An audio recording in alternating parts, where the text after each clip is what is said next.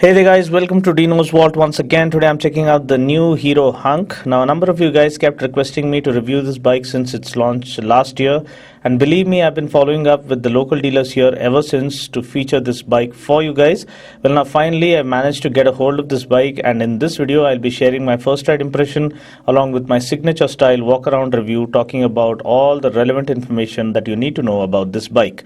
Also, some of you guys kept requesting me to review the Igniter, and the good news is that I managed to review that bike on the same day that I got to ride the Hunk as well. For those waiting for my RC390, Duke 390 and Pulsar 200NS videos, I'm trying my best to coordinate with the company guys to feature them at the earliest, and I will review them as soon as they land up here in Hyderabad. Now without wasting any more time, let's get straight to the review. The Hero Hunk has been a muscular looking bike, especially with its beefy and well sculpted fuel tank and other design elements, making it a good and capable motorcycle in the 150cc street fighter segment here in India. Now what we see here is the Hunk getting a sticker upgrade after the somewhat comprehensive midlife makeover it got back in 2010. So let's just go ahead and see as to what's new with this new model. The first thing that's visually apparent are the new paint schemes along with the new body graphics that do make the bike look a lot more attractive now. This new bold brown color really looks classy, whereas the matte black color that you see here looks the best among the color schemes offered now. Now another important improvement that I noticed were the seats. The seat now gets extra padding, and believe me, it is one of the most comfortable seats available in the 150cc segment. Well, I guess that's about it, because the rest of the features like the optional 220mm rear disc, the part digital, part analog instrument console, the LED tail lamp, the new front visor design, the exhaust and the tubeless tires are all carried forward from the preceding model as it is. This new 2016 model also gets a viscous air filter, which is low on maintenance and also offers longer life.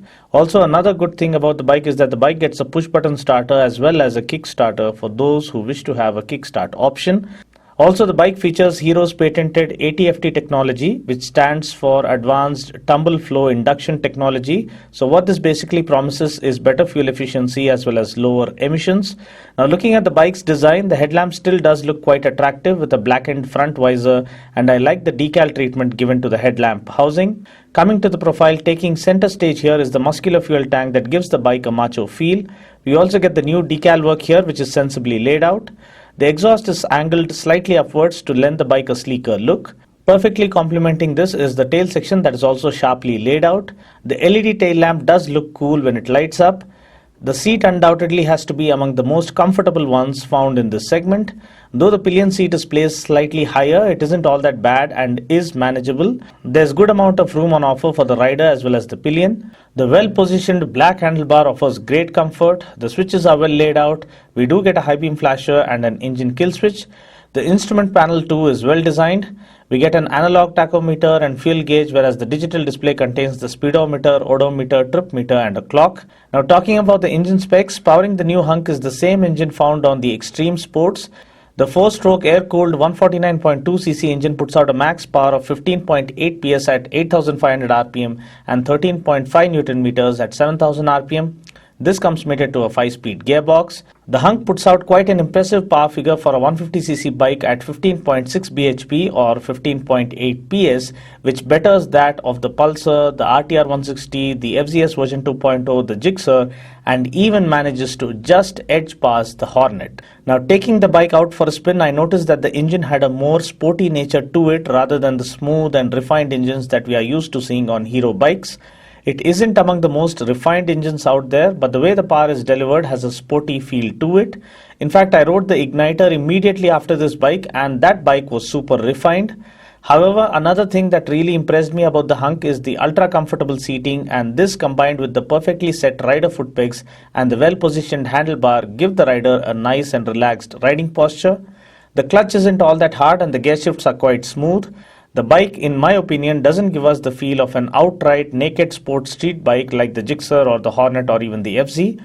The Hunk feels more like a perfect blend of an executive commuter with an added bit of muscular styling to appeal to the younger generation. Now talking about the brakes, we get a 240mm disc up front, and the 220mm rear disc is available as an option. I rode the single disc variant and the brakes were quite decent for the kind of power this bike has on offer. Now talking about the suspension, the bike gets telescopic hydraulic shocks up front and Nitrox GRS or gas reservoir suspension at the back. The suspension is quite decent. It isn't too soft nor is it too rigid.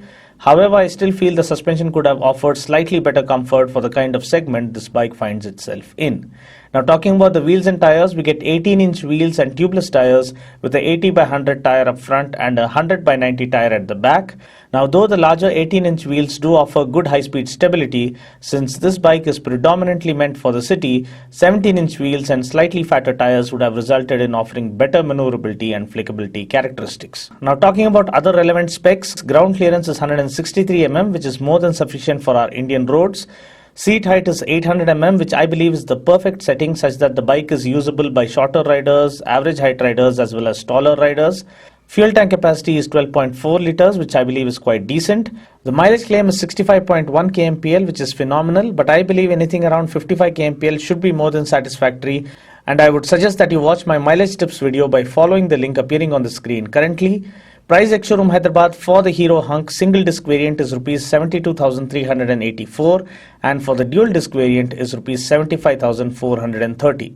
Well, that's pretty much it for now. I just hope you found this video useful. Until next time, this is Dino saying ciao. Take care, God bless and ride safe.